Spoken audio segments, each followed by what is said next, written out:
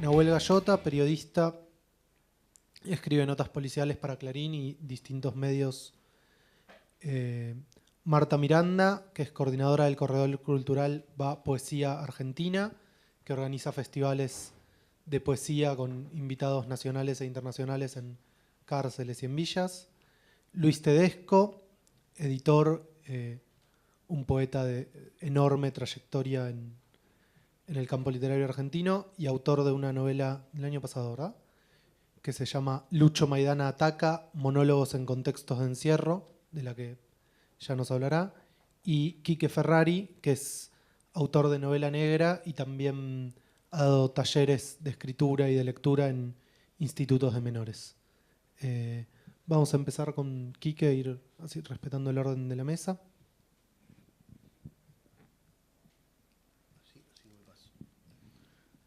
Hola, ¿cómo les va? Bueno, lo que me parecía más interesante charlar en esta mesa tenía que ver no con mi tarea como escritor, que da cuenta del encierro o de la cárcel como puede dar cuenta de cualquier otra cosa, sino de la experiencia real que yo haya tenido con los espacios de encierro. Yo di mi primer acercamiento al encierro se dio con la narrativa. Yo participé de una experiencia que se llamaba El Poder de la Imaginación, que la comandaba la escritora Raquel Robles, que lo que hacía era presentar una serie de narraciones semiactuadas, cada una cercana a alguna disciplina, que puede ser matemática, biología o historia, y usar algunos disparadores y hacer escribir a los chicos, luego a partir de lo que esta historia hubiera producido. Y se ha publicado un libro anualmente llamado Podemos. Era una experiencia muy rara, sobre todo para alguien que no había trabajado en encierro. Raquel venía a trabajar durante años, entonces tenía un timing con los chicos que nosotros no teníamos. Entonces los primeros encuentros, aunque trabajaba con los chicos más chiquititos de todos, nenes de 13 años, eran bastante aterradores porque lo cierto es que cierran la puerta y le ponen un candado. Pero muy de vez en cuando eran sumamente enriquecedores. La enorme mayoría del tiempo, esta es la idea que yo tengo, no es lo que recuerdo ahora. Lo que recuerdo ahora son todas las perlas. Pero si me pongo serio a pensar, la mayoría del tiempo lo que pasaba era monotonía, ¿no? Era una clase como cualquier otra clase adentro de una institución total. Los pibes estaban ahí porque un guardia los llevaba ahí. Los pibes se quedaban ahí porque no se podían ir a ningún lado. Nosotros éramos, con un poco más de onda y el lápiz más afilado, la pared, en cualquier caso. Esto es lo que pasaba la enorme mayoría del tiempo. De vez en cuando no pasaba esto. Pasados los años, esto es lo que nos queda a todos, a mí y a los pibes. Yo después trabajé cotidianamente en un instituto durante un par de años. Primero como operador educativo, laburaba 8 horas por día dentro del instituto y después hice unos talleres de narrativa en el Agote. Y en el primer tiempo mío de trabajo allá, lo que pensaba era cómo iba a ser el encuentro afuera con esos chicos. Digo, ¿qué iba a pasar el día que yo me los encontrara afuera? Porque una de las cosas que yo no perdía la conciencia en ningún momento, y es bastante desagradable, es que yo era el Estado. Para decirlo de una manera más brutal, yo era la pared. Y los pibes te lo hacen saber rápidamente. Digo, el primer acercamiento con casi todos los chicos, casi todas las veces, es que te recuerdan el tiro que te van a pegar en la rodilla cuando te vean afuera. Y uno fantasea un montón con ese encuentro. Y lo que pasa después cuando te encontrás con los pibes, años después o meses después en algunos casos, muchas veces en el intermedio, entre que salen y vuelven a entrar, porque sobre todo en los institutos de chicos más chicos, la rotación, la entrada y salida es muy, muy rápida. Son estos poquitos momentos mágicos. Uy, ¿te acordás el día que pasó algo extraordinario? Y parece que eso fuera el cotidiano, porque el cotidiano es un bajón.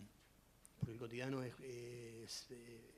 cuando uno dice estoy preso, quiere decir eso. Digo, uno dice estoy preso de esta situación, es de mierda siempre la situación. Bueno, los pibes viven en ese cotidiano. Cuando yo voy a hacer el siguiente taller, que es un taller que empieza como un taller de escritura, ahí sí, más como colgándome los galones de escritor, entonces como sos escritor le puedes ir a explicar a los chicos cómo hay que escribir. Ya tenía la experiencia de 2 años de trabajo cotidiano con ellos, entonces era otra mirada, otro acercamiento. De hecho, yo empiezo trabajando en el San Martín, que eran los nenes más chiquitos, y cuando voy a dar el taller de narrativa que termina siendo de lectura, voy a la Gote, que en ese momento era el Instituto de los Pibes más grandes, ahora no es más, ahora es el Belgrano, el de los más grandes. Pero en ese momento todavía eran nenes de 18 años o 19, que habían sido muchos de ellos mis nenes de 13, por el tiempo que había pasado. Y entonces, claro, ya manejás otros tiempos, otras formas, y además tenían una actividad más específica, digo, era más fácil de acotar. Lo que ellos me ofrecieron, o sea, lo que yo voy a hacer es un trabajo como un taller literario. Si alguno participó en un taller literario, sabe que un taller literario no se puede hacer con alguien que no le interesa hacerlo. Por lo cual, en contexto de encierro es medio difícil, porque los pibes tienen talleres que se dan a determinada hora, y entonces bajás a carpintería o bajás a literatura, no tienen ganas de escribir, no se puede hacer. Y además había grupos que estaban más adelante en la capacidad de lectoescritura, quiero decir, y grupos que estaban más atrás. Estaban terminando la primaria, estaban más difícil. Entonces entendimos que lo que era más inteligente hacer era ver si los poníamos a leer, si les interesaba la lectura. Y yo engancho una época muy mala para los institutos, que es después de la fiesta. Yo empiezo a trabajar en enero en este taller. Los pibes acaban de no salir. No les dieron la libertad para las fiestas y empezó la feria judicial. No se van a ir por un tiro ahora. Hace un calor bárbaro, afuera todo el mundo está tomando cerveza y tocándole las tetas a la vecina, y ellos no. Entonces no es un gran momento para empezar un taller, para empezar a generar vínculo con los pibes. Los pibes están más bien malhumorados. Entonces lo que hicimos fue buscar un libro que nos parecía que pudiera generarles alguna onda a partir del tercer encuentro. Digo, sabíamos que los primeros dos no le iba a generar ninguna onda, nada que hiciéramos, salvo llevarle cerveza de una vecina. Y llevamos Kryptonita de Leo Yola. Si alguno leyó, Kryptonita parte del supuesto de que Superman, en vez de caer en Smallville, cayera en el barrio Los Pinos de Isidro Casanova. Yo entiendo que esa es la primera lectura, la lectura más plana del libro. Leo tiene la suerte de ser un escritor, ¿cómo esta palabra usabas? Polisémico, tiene una lectura para cada uno, por eso mal que mal nos gusta a todos, casi nadie es como los Beatles. Tiene una lectura para cada uno. Yo creo que Kryptonita trata de la construcción colectiva de la personalidad y no la construcción individual. No existen las construcciones individuales, es el antimito de Superman en ese sentido. Superman existiría únicamente en el marco de la Liga de la Justicia, y el concepto clave de la novela, que es lo que te puede destruir es un pedacito de tu tierra natal. Esta es la lectura mía, por supuesto no es la lectura que hicieron los pibes, probablemente no sea la lectura de Leo, que haya querido decir otra cosa, pero él tiene esta ventaja, escribe unos libros que están llenos de capas, en los que cada uno encuentra. Hola. Bueno, quiero contarle que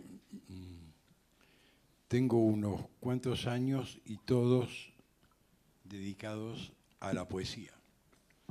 En esa poesía ha habido una evolución, partiendo de una constante. La constante era que el sujeto de la poesía, en lugar de ser ese vate libre y iluminado que consagra cierta poética, en el caso mío se trató siempre de un sujeto dependiente. La dependencia es la mayor reclusión que hay. El sujeto que hablaba, que habló siempre en los textos de mis poemas, es un sujeto dependiente. Ahora bien, yo no estuve nunca en una cárcel. hasta después de escribir el libro del que mencionaron. Y tampoco había conocido a un preso. Lo que sí fui víctima de varias circunstancias delictivas, algunas muy dolorosas. La más dolorosa de todas cambió en mi formulación poética prácticamente todo lo que yo había concebido como lenguaje de la poesía. Y pasó que íbamos con mi hermano hacia la cancha de San Lorenzo, a ver Racing San Lorenzo, y nos desviamos mal del camino, entramos en la villa. Bueno, ahí nos asaltaron, hicieron bastantes cosas más que a uno lo avergüenzan. Y bueno, yo tuve durante 6 meses pesadillas diurnas y nocturnas relacionadas con el hecho de que yo me convertí en una especie de Schwarzenegger con un arma enorme, iba a la villa y los mataba a todos. Eso era muy angustiante. Un día, curiosamente, me di cuenta que en las 3 o 4 palabras que nos gritaban había una lengua distinta a esas 4 palabras, una lengua subjetiva que decía un montón de otras cosas. Entonces me dice, yo tengo que escribir en esa lengua. A partir de ahí cambió totalmente el estilo de mis poemas. Escribí poemas poniéndome en la voz de un violador, en la voz de un delincuente, escritos en primera persona, porque me parece que es la única forma en que un poeta juega su propio lenguaje, cuando lo escribe en primera persona. Y son poemas terribles, terribles como las cosas terribles que se hacen. Así llegué a este libro. Este libro, que para algunos es una novela, para otros es un poema encubierto, es un libro raro, porque yo lo empecé a escribir como monólogos. De pronto me di cuenta que podían estar engarzados en una historia y también en un lugar. La historia es una ficción. Es un chico que a los 15 años ve en la puerta de su casa como 4 sicarios enviados por López Rega matan a su padre. ¿Qué hace un chico a los 15 años frente a semejante hecho? No tiene demasiadas cosas que hacer más que crecer y cultivar una especie de fantasma de venganza que sí se va a producir 15, 20 años después, y ahí mata efectivamente a López Rega y se entrega a la policía y va preso. Ahí comienza a escribir sus monólogos. Yo los monólogos los venía escribiendo, o sea, no hay una relación causal entre una cosa y la otra, pero ahí me propuse concebir también cómo era escribir en un lugar de encierro real. Partamos de esta base. El encierro no es solamente un lugar que se da en la cárcel. En una villa miseria la gente está también encerrada. En muchos lugares la gente está encerrada. Un mendigo que está tirado en la calle está también encerrado. Y mucha gente que parecería libre está encerrado en su subjetividad y en su locura. Pero la cárcel es un lugar. Entonces yo me imaginé una celda, imaginé un discurso dentro de esa celda, un monólogo que escribiría este hombre. Y bueno, y así fue como produje este libro, que es una ficción. Eso es todo.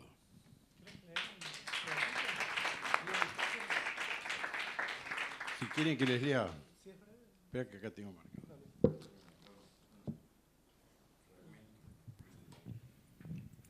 No, dado que hay un trabajo muy intenso con la lengua, le proponía a Luis que lea aunque sea un breve fragmento para que puedan escucharlo.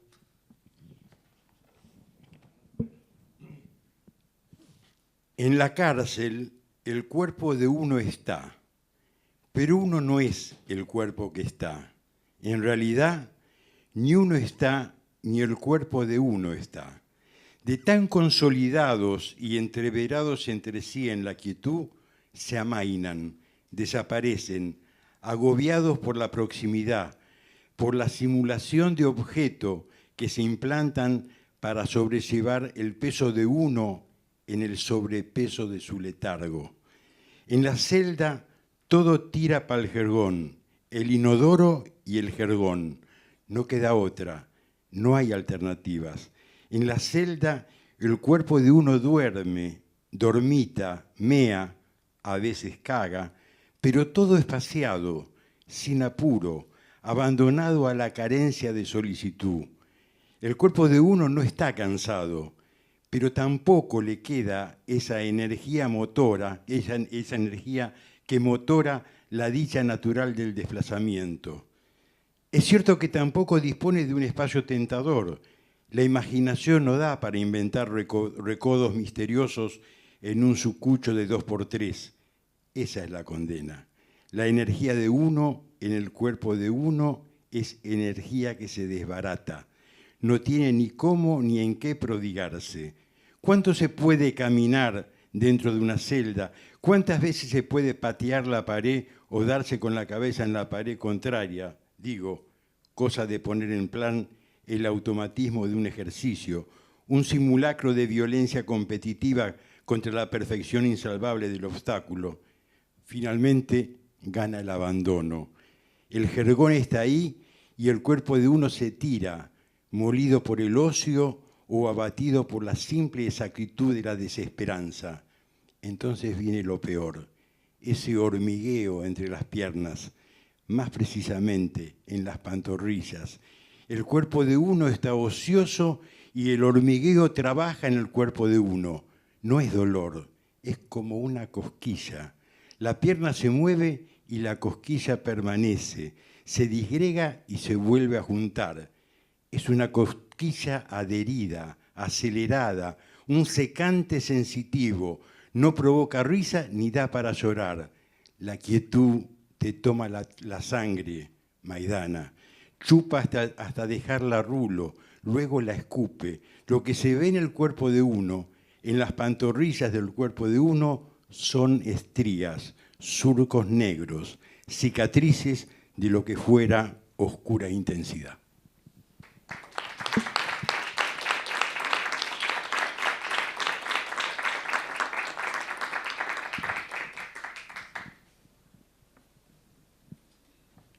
Hola, buenas tardes. Bueno, muchísimas gracias a los organizadores del encuentro por esta invitación. Yo represento, bueno, yo escribo poesía hace muchos años, algunas crónicas también y guiones, pero básicamente poesía.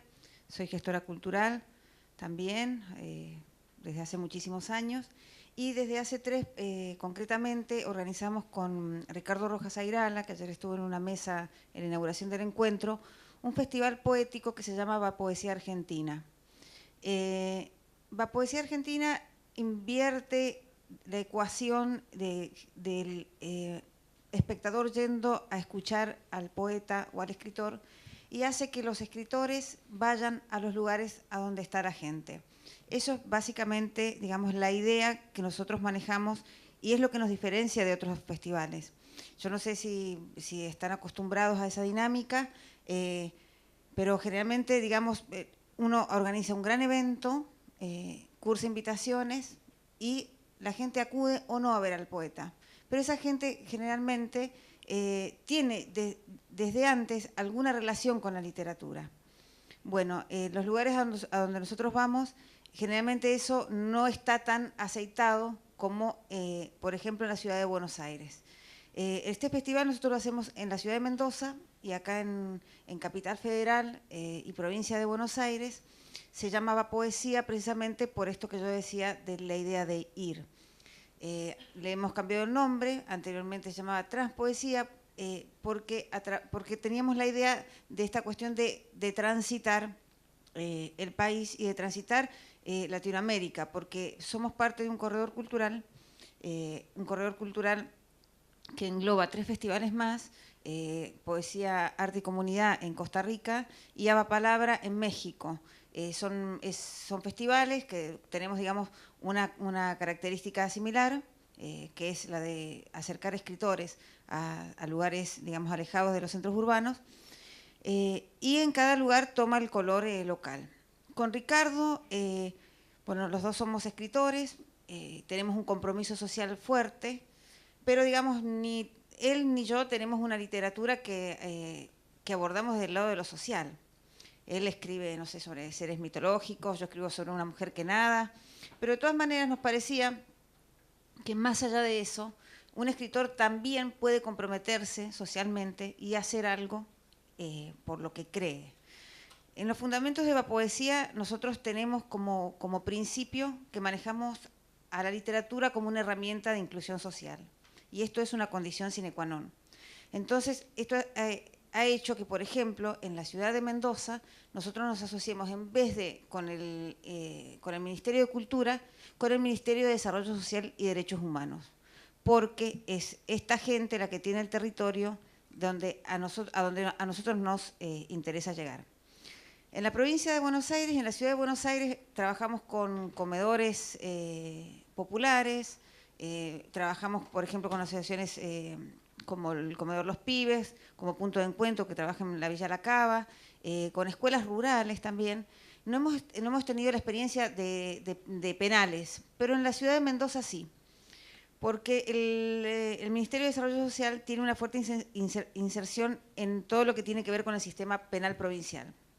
Entonces hemos tenido la experiencia de poder acceder a centros de juveniles de detención en el primer año, y ya en el segundo y tercer año hemos podido visitar la cárcel de mujeres, la unidad 3 de mujeres, y la unidad de Boulogne-sur-Mer, que es la cárcel más vieja que tiene Mendoza. No es el penal de alta seguridad, es el penal, digamos, donde va la gente en primera instancia. Nosotros no hacemos talleres propiamente dicho como hacen otros compañeros en los centros de detención. Pareciera que puede ser una cosa de decir, bueno, ustedes pero van una vez por año, ¿y qué pasa después? Y es una cosa bastante difícil, pero yo creo que entre hacer las cosas y no hacerlas es preferible hacerlas, siempre, bajo cualquier circunstancia.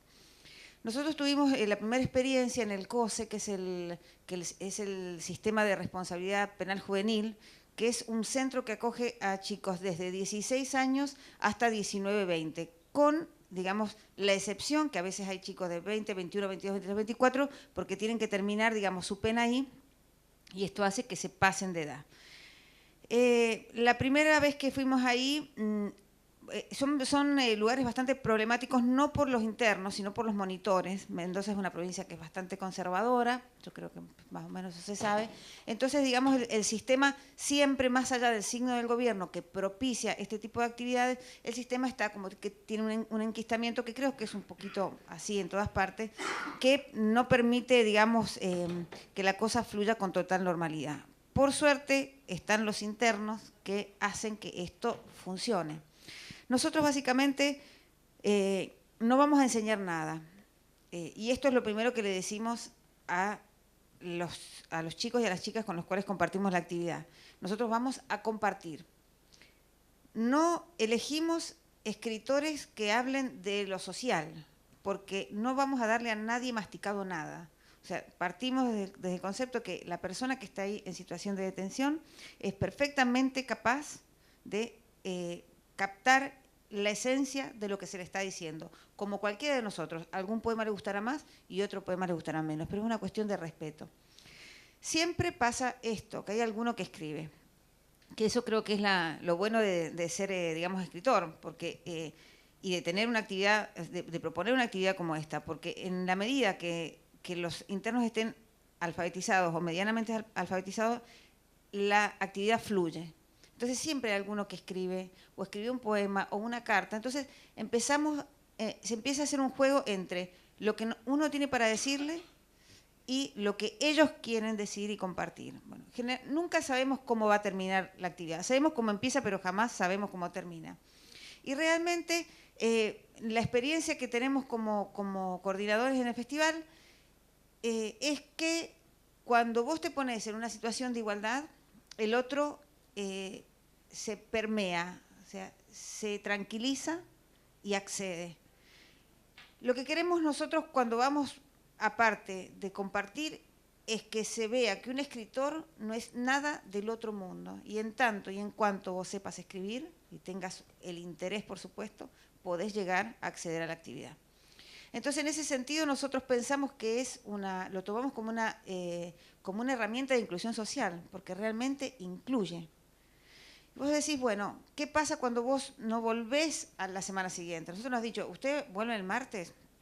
Se te hace un nudo en la garganta para decir, bueno, el martes que viene no vengo, seguramente vengo el año que viene. Pero ahí está la otra tarea, de empezar a trabajar con la gente, digamos, que organizan las actividades dentro de los penales y proponer talleres. De hecho, bueno, el primer año que fuimos al COSE, la biblioteca pasaba 15 minutos una vez cada 20 días. 15 minutos. Bueno, el segundo año que fuimos, se había implementado la visita de la biblioteca una vez por semana, 2 horas. Y esto es porque, bueno, porque vas mostrándole no solamente, digamos, a la gente que está dentro del penal, sino a los que gerencian desde afuera, en este caso el Ministerio de Desarrollo Social, que la actividad tiene su fruto y que hay que darles una oportunidad en ese sentido. Decir, bueno, escritores, ¿qué van a poder entender o les interesarles una persona que digamos que tiene ya un reconocimiento y tal? No, o sea, en tanto y en cuanto el escritor se muestre, digamos, como un par, el otro lo toma como un par y así funciona la cosa.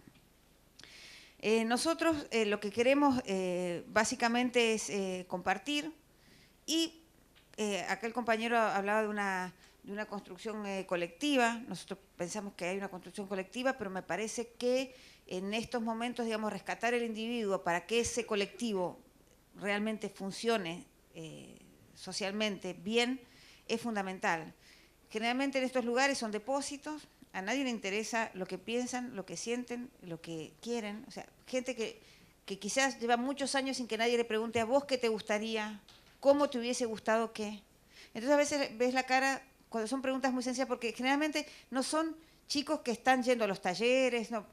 Por ejemplo, este año nos tocó en la cárcel de varones, esta cárcel, la más vieja de Mendoza de la que hablaba, nos habían preparado un grupo de gente del que estaban haciendo un taller de radio y bueno, y que tenían una trayectoria de 2 años trabajando con un monitor que les daba taller. Pues bueno, en el momento de la actividad bajaron 20 personas que no tenían ni idea por qué estaban ahí. Porque esos chicos, los de la radio, nunca aparecieron. Bueno, ¿qué haces en ese momento? Empezás a hablar de la vida de cada uno. Y uno también habla de la vida de cada uno. Este festival también tiene que poner bastante el ojo en los escritores a los que invita, porque tampoco es fácil, digamos, llevar a una persona que no sabe si finalmente va a poder leer o no, o va a poder hablar o no, porque la cuestión es hacer hablar al otro, que el otro se puede expresar. Entonces, bueno, como decía, empezar a preguntar un poco, ¿a vos qué te gustaría? Parece una pregunta de lo más tonta, pero en esos lugares, por la experiencia nuestra, no es tan así. Entonces, entendemos que en la medida que se empiecen a reformular ciertas preguntas que tienen que ver estrictamente con la humanidad, con el ser humano, con el individuo, el magma que se va juntando es mucho más interesante, mucho más productivo para esa persona y para el colectivo que lo rodea.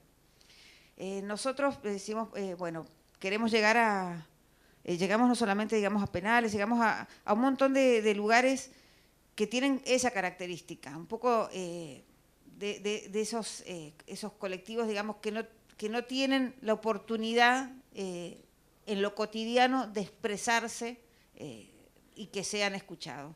Comunidades aborígenes, barrios, escuelitas con alumnos que se han formado alrededor de basureros, ¿no? O sea, estos que son los pobres, los indeterminados, los negros, los cabezas. Nosotros buscamos ese interlocutor y no lo buscamos, digamos, para hacer, por una cuestión como especie de mesianismo. No, a nosotros nos sirve mucho y nos da mucha vergüenza cuando no podemos articular después que vaya un tallerista o que la actividad, digamos, se continúe de alguna manera durante el año. Pero bueno, como decía al principio de la charla,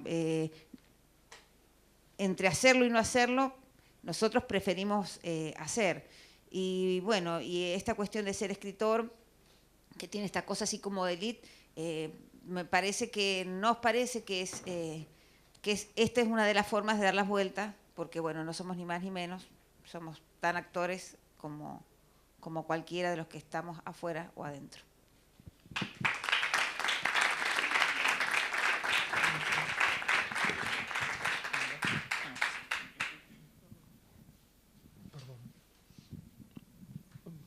Bueno.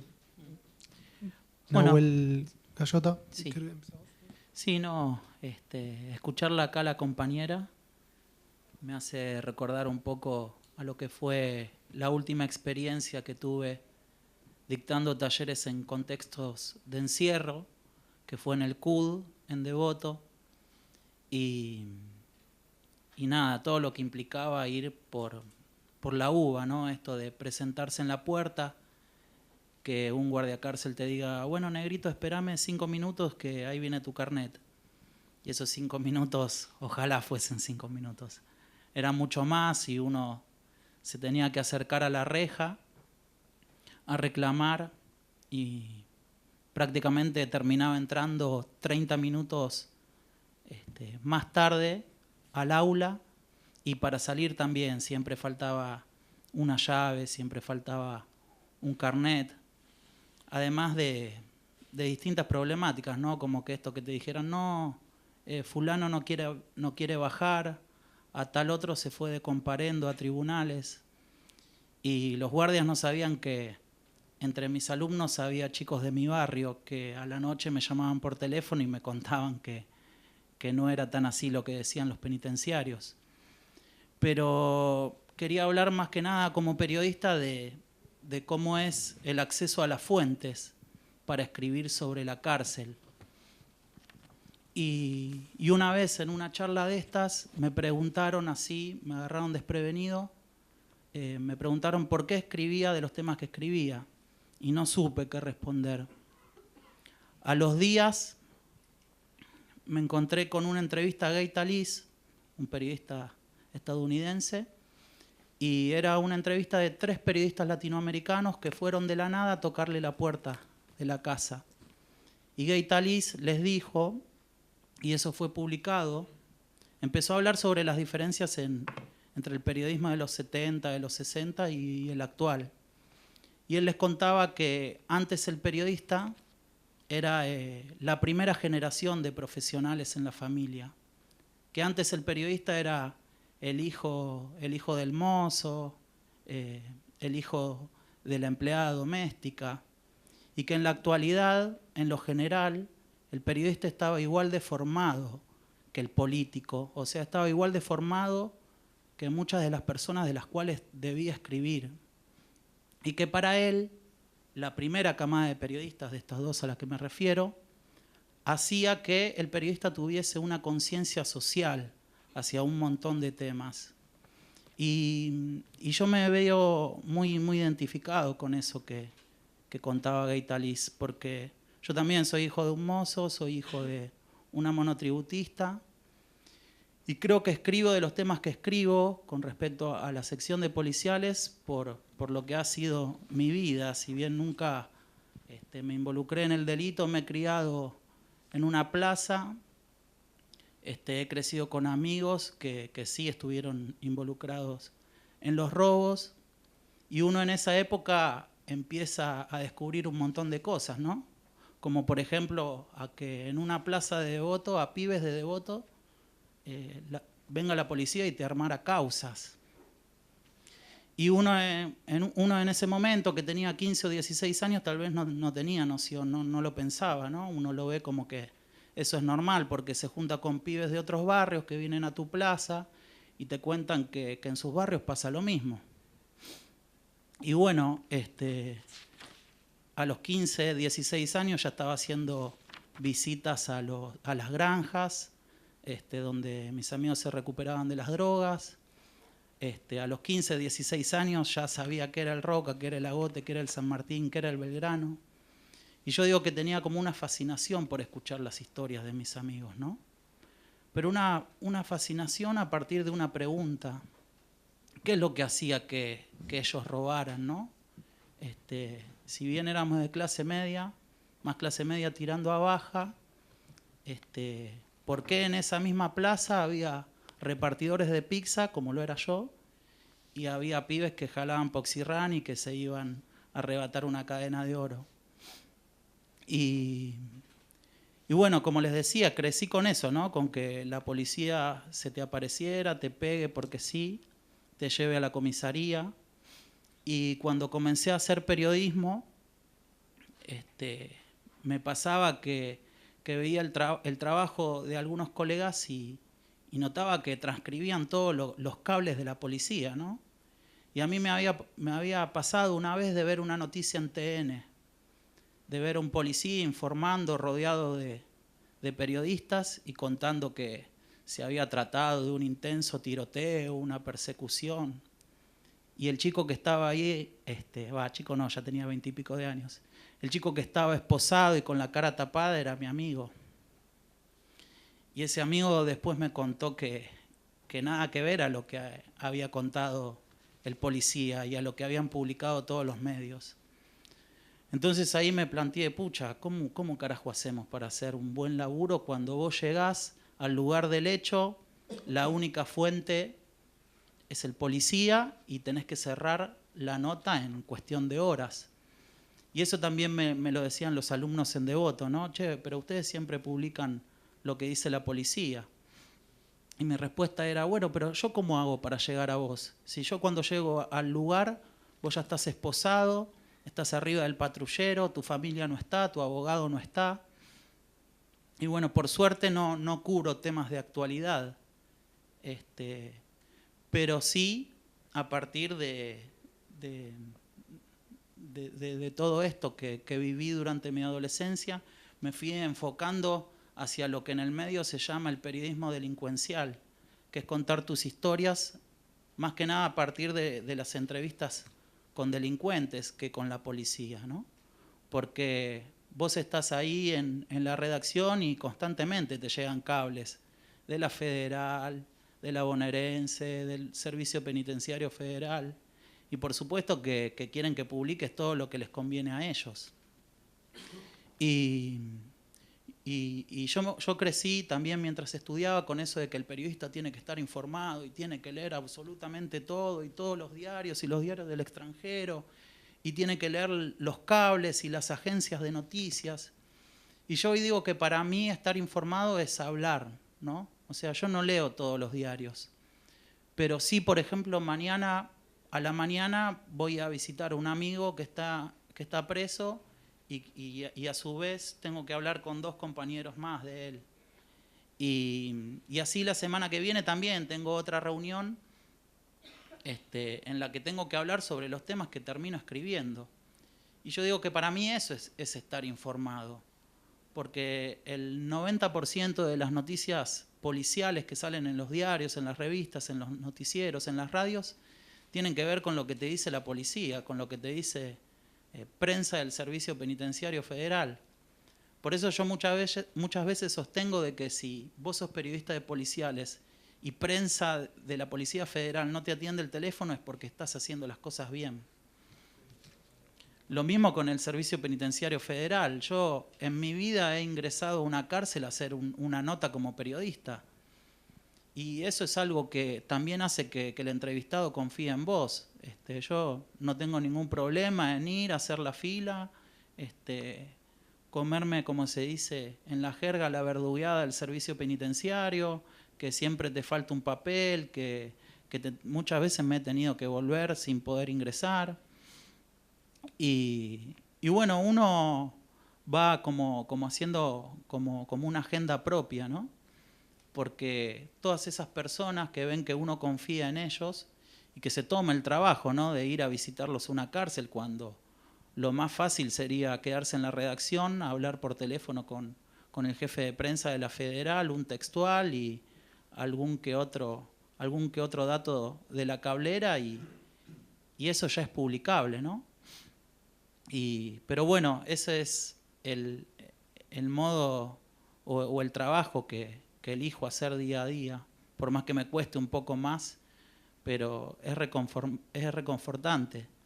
Y yo digo que toda esa crianza y el presente también, ¿no? Yo digo, yo no sé si podría publicar lo que me dice, no sé, Bernie, por ejemplo. Que Bernie dice algo y yo digo que tengo un filtro, que son los amigos, el lugar en el que crecí y en el lugar al que voy todos los días después del trabajo. Yo no sé si podría mirar a mis amigos a la cara después de esto, de hacer mi trabajo tranquilo, publicar lo que dice la policía, cuando uno muchas veces sabe de que las cárceles están llenas de inocentes o de pibes que andaban en el delicto, pero están cumpliendo penas por delitos que no cometieron. Y bueno, más o menos eso era de lo que quería hablar.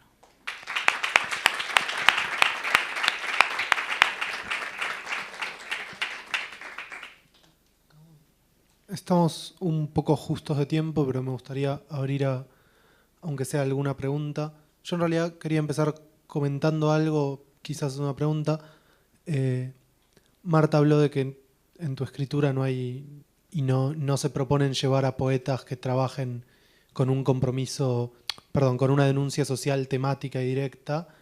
Sin embargo, un poco con lo que mencionabas del periodismo delincuencial, y aunque desde lugares muy distintos, mi pregunta es si les parece que la escritura o la literatura en un sentido amplio, incluyendo cierto periodismo también, puede tener una dimensión política en tanto contribuya a deconstruir ciertas versiones o ciertos lugares comunes acerca de lo que puede ser el encierro, el preso, el criminal, etc.